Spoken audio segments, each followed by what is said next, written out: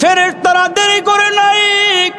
এর মুসলমান বাইরেরি ওই তো নজরুলকে পাকড়াও করে আল্লাহর সামনে নিয়ে যখন হাজিরি করাবেন, আল্লাহ বলবেন কি রে, তুই তো বান্দা 99টা নেকি লইয়া হাসরের ময়দানে ঘোরাঘুরি করলি, আর বান্দা তোর কাছে একটা নেকি, তুই কেমনে কি করছস বল।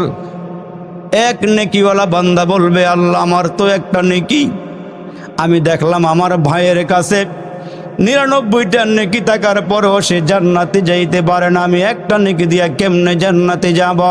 এই জন্য গো মালিক, একটা নেকি আমার ভাইরে দিয়া পালাইছে, সে জান্নাতে যাক, আর আমি জাহান্নামে গেলে যাব, অসুবিধা নাই।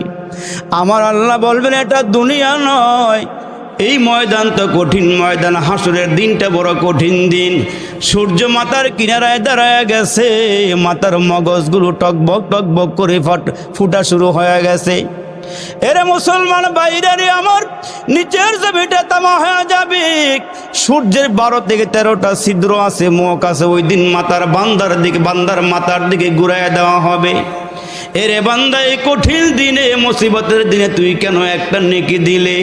আল্লাহ গো, একটা নেকি দিয়ে আমি কি করব? এই জন্য আমার ভাইয়ের ওপর আমি রহম করেছি, আমার ভাই জান্নাতে যাক, আমি জাহান্নামে গেলে যাই, অসুবিধা নাই।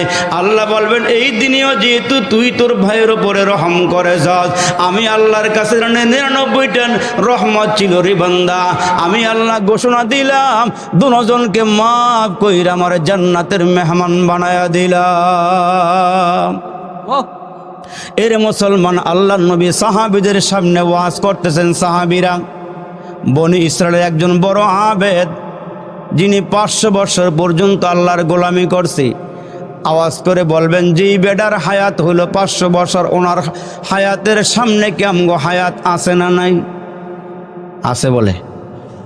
যেই বেটার কাছে 500 বছরের ইবাদত, যেমন হযরত হুদ আলাইহিস সালাম একজন নবী ছিল, পয়গম্বর ছিল, ওনার জমানার মধ্যে, ওনার সময়ে, ওনার আমলে মানুষ বালেগ হইতো 300 বছরে। জোরে করেন না সুবহানাল্লাহ। ওনাদের গড় আয়ু ছিল 1000 বছর, ওনারা লম্বায় ছিল 30 থেকে 40 হাত। সুবহানাল্লাহ কর। আচ্ছা, আপনারা একটা আওয়াজ দিয়ে বলেন, এরা যদি 300 বছরে বালেগ হয়, ভাই সাহেবেরা, এগোর সামনে আমগো হায়াত আছে না নাই? না সবাই বলতেছেন না, আছে না নাই?